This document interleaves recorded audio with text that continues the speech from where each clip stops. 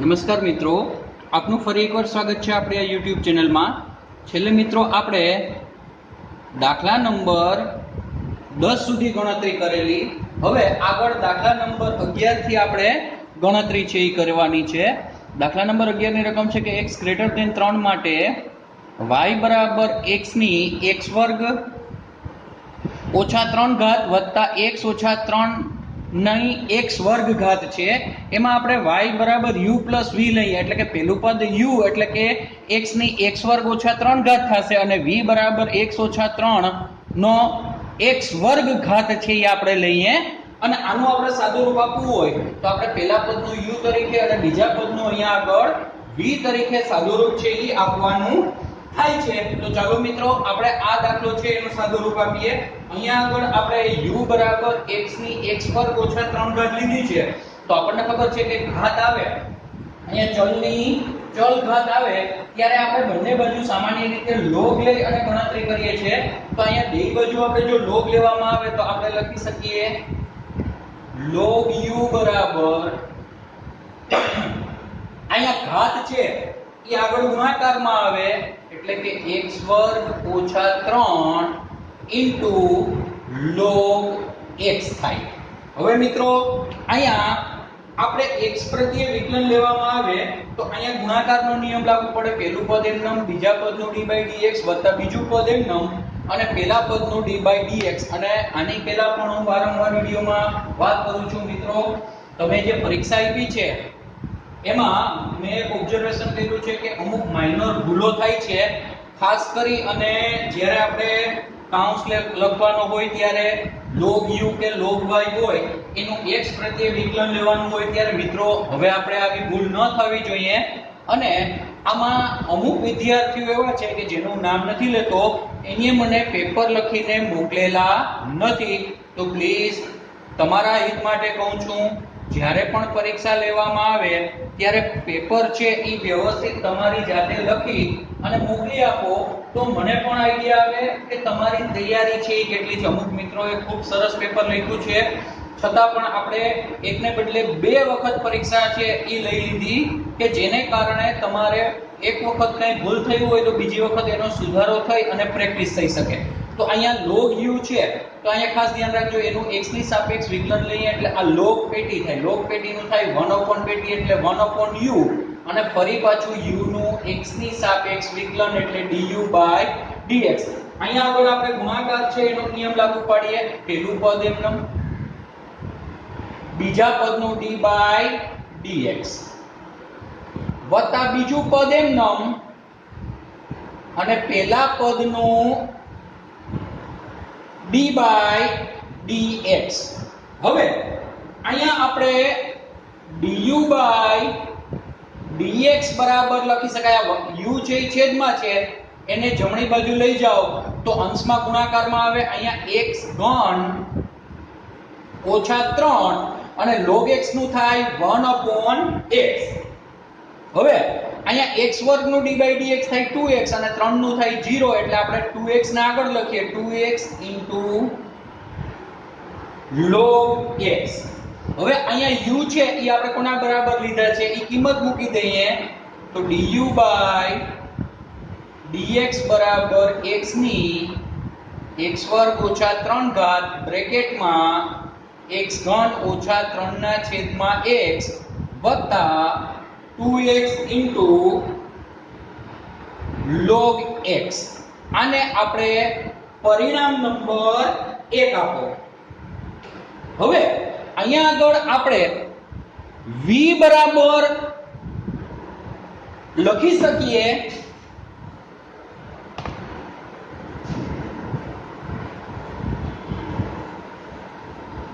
x ઓછા 3 ની x વર્ગ ઘાત। અહીંયા આગળ આપણે બંને બાજુ જો log લેવામાં આવે તો આપણે લખી શકાય log v બરાબર અહીંયા ઘાત છે એ આગળ ગુણાકારમાં આવે x વર્ગ log x - 3। હવે મિત્રો અહીંયા પણ સેમ ગુણાકારનો નિયમ લાગુ પડે। પહેલું પદ ગુણ્યા બીજું પદ છે તો પહેલા પદ એમનેમ, બીજા પદનું d/dx વત્તા બીજું પદ એમનેમ, પહેલા પદનું d/dx। dx છે આ નિયમ છે એ આપણે અહીંયા આગળ લાગુ પાડીએ તો આપણે અહીંયા લખી શકીએ અહીંયા log v છે તો હવે તમને ખ્યાલ જ છે કે log પેટીનું 1 પેટી અને d/dx ઓફ પેટી એટલે v એટલે 1/v dv/dx અહીંયા પેલું પદ એમનું x વર્ગ અને d/dx આપણે લેવાનું છે x - 3 વત્તા x - 3 એમનું અને d/dx ઓફ x નો વર્ગ. હવે મિત્રો આ v છે એને બરાબરની જમણી બાજુ હું લઈ જાઉં અને v છે એની કિંમત પણ મૂકી દઉં x - 3 ની x વર્ગ ઘાત અહીંયા x વર્ગના x વર્ગ એમનું અહીંયા સોરી મિત્રો log x - 3 છે તો log x - 3 છે એનું d/dx થાય 1/x - 3 અને ફરી પાછું x - 3 નો d/dx થાય 1 જો ભૂલતા નહીં log પેટી છે તો 1 પેટી અને પેટી એટલે x - 3 નું ફરી પાછું d/dx થાય 1 એટલે x નું 1 અને 3 અચળ છે એનું 0 થઈ જાય એટલે આપણે x વર્ગના છેદમાં x - 3 વત્તા x - 3 એને ગુણ્યા x વર્ગ છે એનું d/dx થાય 2x એટલે અહીંયા પણ સોરી મિત્રો આપણે log લખવાનું રહી ગયું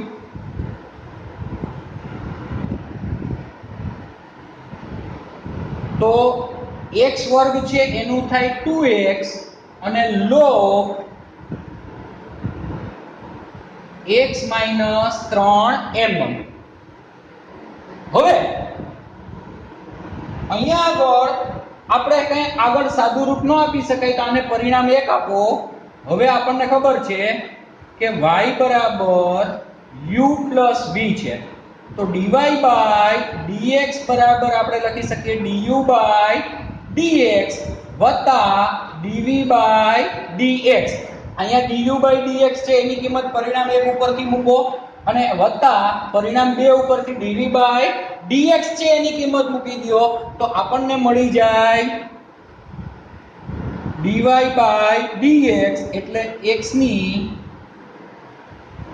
x વર્ગ ઓછા 3 ઘાત એને ગુણ્યા x વર્ગ ઓછા 3 ના છેદમાં x વત્તા 2x log x વત્તા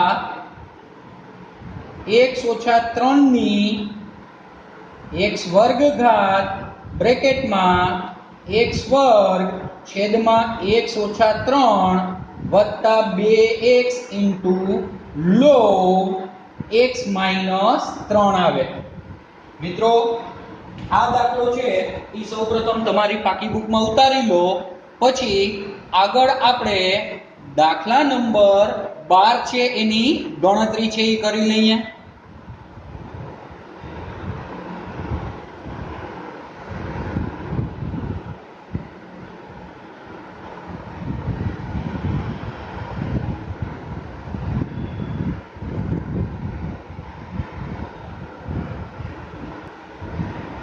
મિત્રો દાખલા નંબર 12 ની આપણે ગણતરી કરીએ દાખલા નંબર 12 છે એની રકમ કંઈક આ પ્રમાણે છે કે જો t ની કિંમત છે એ -π/2 થી +π/2 ની વચ્ચે હોય તો એના માટે y બરાબર 12 કૌંસમાં 1 - cos t આપેલું છે અને x બરાબર 10 કૌંસમાં t - sin t આપેલું છે તો આપણે dy/dx છે એ શોધવાનું છે અહીંયા આપણે dy/dt શોધી લઈએ અહીંયા dx/dt આપણે શોધી લઈએ તો જુઓ અહીંયા આપણે લખી શકીએ dy/dt બરાબર 12 તો અચળ છે હવે 12 છે ઈ બરાબર આવે એટલે અહીંયા આપણે લખી શકીએ d/dx ઓફ 1 - cos t 1 છે એનું 0 થાય અને cos છે એનું માઈનસ સાઈન થાય પણ અહીંયા માઈનસ છે એટલે માઈનસ માઈનસ પ્લસ આપણે લખી શકીએ sin t હવે આનું આપણે x છે એનું t ને સાપેક્ષ વિકલન લઈએ તો dx/dt બરાબર 10 અચળ છે બ્રેકેટમાં અહીંયા આગળ t છે તો t નું t ને સાપેક્ષ વિકલન છે એ 1 થાય અહીંયા sin છે એનું થાય cos એટલે માઈનસ cos t. હવે આપણે શું મેળવવાનું છે તો કે dy by dx. તો dy by dx બરાબર આપણે મિત્રો લખી શકીએ dy by dt છેદમાં dx by dt.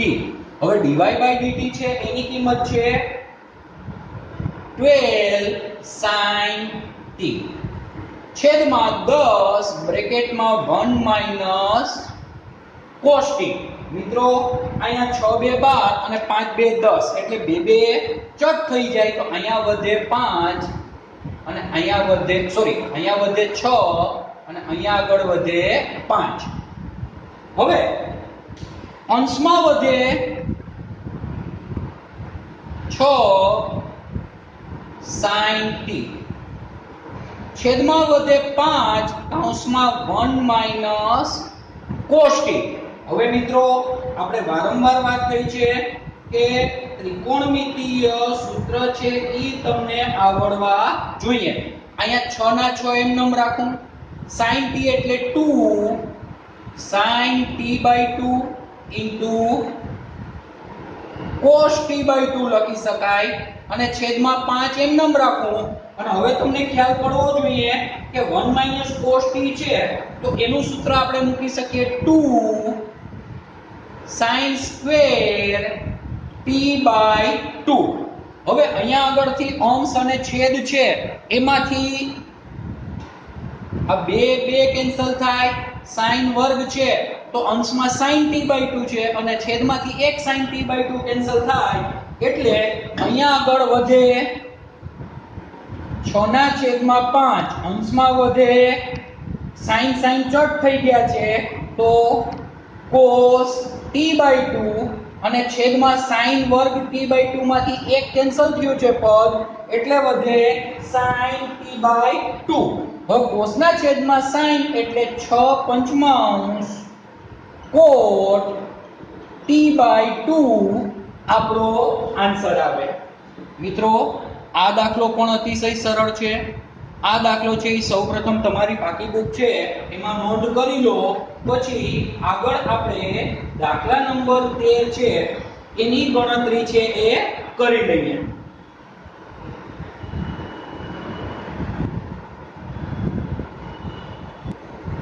મિત્રો એના પછીના દાખલાની રકમ આપણને આપેલી છે કે y બરાબર sin ઇન્વર્સ x વત્તા sin ઇન્વર્સ વર્ગમૂળમાં 1 માઈનસ x વર્ગ છે.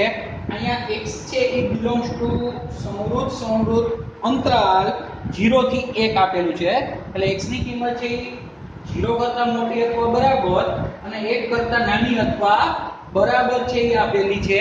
તો હવે આ દાખલાની ગણતરી છે એ આપણે બે રીતે કરવાની થાય છે. આપણે બે રીત છે એ જોઈ લઈએ. તમને જે સરળ રીત લાગે એની ગણતરીનો તમે ઉપયોગ છે એ કરી શકો છો. આપણે પહેલી રીત અહીંયા આગળ જોઈએ કે y બરાબર આપણે u plus v લઈએ કે જ્યાં u બરાબર થાય sin ઇન્વર્સ x અને v બરાબર થાય sin ઇન્વર્સ વર્ગમૂળમાં 1 minus x square. તો આપણે du by dx બરાબર લખી શકાય sin ઇન્વર્સ x નું d by dx તમને ખબર છે 1 ના છેદમાં વર્ગમૂળમાં 1 minus x square અને v બરાબર છે sin ઇન્વર્સ વર્ગમૂળમાં 1 minus x square. તો મિત્રો આનું d by dx છે એ આપણે શોધવું હોય તો dv by dx બરાબર હવે જુઓ અહીંયા આગળ sin ઇન્વર્સ વર્ગમૂળમાં 1 minus x square છે. તો હકીકતમાં અહીંયા સૂત્રનો કયો ઉપયોગ થાય તો કે sin ઇન્વર્સ પેટી વાળું સૂત્ર છે એનો ઉપયોગ થાય. તો sin ઇન્વર્સ પેટી છે એ સૂત્રનો આપણે અહીંયા આગળ ઉપયોગ કરવામાં આવે તો sin ઇન્વર્સ પેટી એટલે 1 upon વર્ગમૂળમાં 1 minus પેટીનો વર્ગ અને ફરી પાછું d by dx પેટી. હવે જુઓ આનું ડાયરેક્ટ સ્ટેપ તમને મૂકતા આવડવું જોઈએ. 1 ના છેદમાં વર્ગમૂળમાં 1 minus આ વર્ગમૂળનો વર્ગ કરો એટલે વર્ગ અને વર્ગમૂળ કેન્સલ થાય. હવે અહીંયા વર્ગમૂળમાં 1 minus x square છે એટલે હકીકતમાં આમ થયું 1 માઇનસ x સ્ક્વેર છે એની 1/2 ઘાતનું d બાય dx થાય. હવે આનું આપણે d બાય dx કરવું હોય તો 1/2 છે એ આગળ આવે અને આપણને ખબર છે કે 1 માઇનસ x સ્ક્વેર ની 1/2 માઇનસ x એટલે માઇનસ 1/2 ઘાત આવે. માઇનસ 1/2 એટલે 1 ના છેદમાં વર્ગમૂળમાં 1 માઇનસ x છે એ લખી શકાય અને ફરી પાછું અહીંયા 1 માઇનસ x સ્ક્વેર નું d બાય dx બાકી એટલે 1 નું 0 અને માઇનસ x સ્ક્વેર છે એનું થાય માઇનસ 2x. અહીંયા કાઉન્સ કરવાનું ભૂલાય નહીં, બાકી આ બધા પદ છે એવું લાગશે કે અલગ છે. અહીંયા બે બે કેન્સલ થઈ જાય તો આપણે અહીંયા આગળ લખી શકીએ. જુઓ અહીંયા માઈનસ ની નિશાની છે તો અહીંયા માઈનસ વડે ગુણાકાર કરો તો -1 અને +1 કેન્સલ થઈ જાય અને અહીંયા માઈનસ માઈનસ +1 થઈ જાય. તો આપણે અહીંયા આગળ લખી શકીએ કે અહીંયા વધે શું તો કે 1 ના છેદમાં, મિત્રો અહીંયા ખાસ ધ્યાન રાખજો, લખવામાં તમારી એક સામાન્ય ભૂલ થાય તો સ્ટેપમાં એકાદી ભૂલ થઈ તો આગળનો સ્ટેપ નહીં આવે. જુઓ અહીંયા 1 છે, અહીંયા માઈનસ વડે ગુણો તો -1 ને +1 કેન્સલ, માઈનસ માઈનસ +1 અને x વર્ગ વર્ગમૂળમાં વધે એટલે એનું વર્ગમૂળ કાઢો એટલે x વધે. અહીંયા 1 ના છેદમાં વર્ગમૂળમાં 1 માઈનસ x નો વર્ગ તો છે. આ માઈનસ ની નિશાની આગળ લેવાનું ભૂલાય નહીં અને અહીંયા ગુણાકારમાં છે x. આ x x કેન્સલ તો વધે -1 ના છેદમાં વર્ગમૂળમાં 1 માઈનસ x નો વર્ગ. હવે આપણે અહીંયા આગળ શું આપેલું છે તો કે y બરાબર u plus v. તો dy by dx બરાબર આપણે શું લખી શકીએ du by dx plus dv by dx.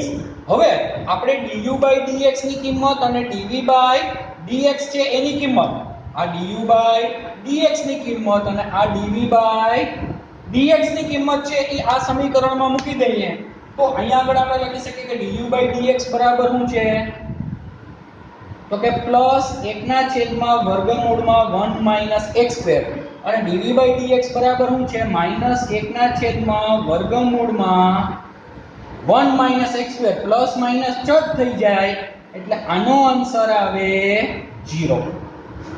મિત્રો આ દાખલો છે એ સૌપ્રથમ તમારી બુકમાં નોંધી લો અને બીજી રીત છે એ તમારે હોમવર્કમાં ટ્રાય કરવાની છે.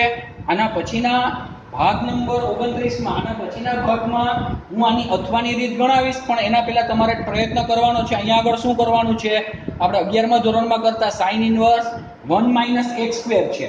હવે જો ખાલી શાંતિથી સાંભળી લો કે આપણે x બરાબર cos θ આદેશ લઈ લેવાનો.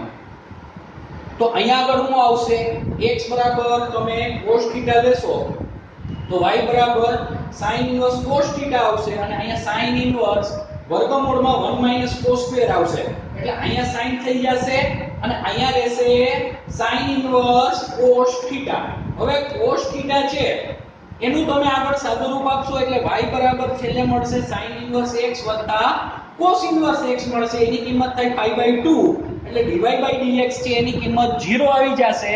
તમારી જાતે આ દાખલો ગણતરી કરવાનો પ્રયત્ન કરવાનો છે. આના પછીના ભાગમાં હું તમને આની બીજી રીત છે એની ગણતરી કરાવી દઈશ. જો ન થયું હોય તો અને થઈ ગયું હોય તો વેલ એન્ડ ગુડ. તો તમારી પાકી બુકમાં સૌપ્રથમ આ દાખલા છે એ નોંધી લો. તમારો ખૂબ ખૂબ આભાર.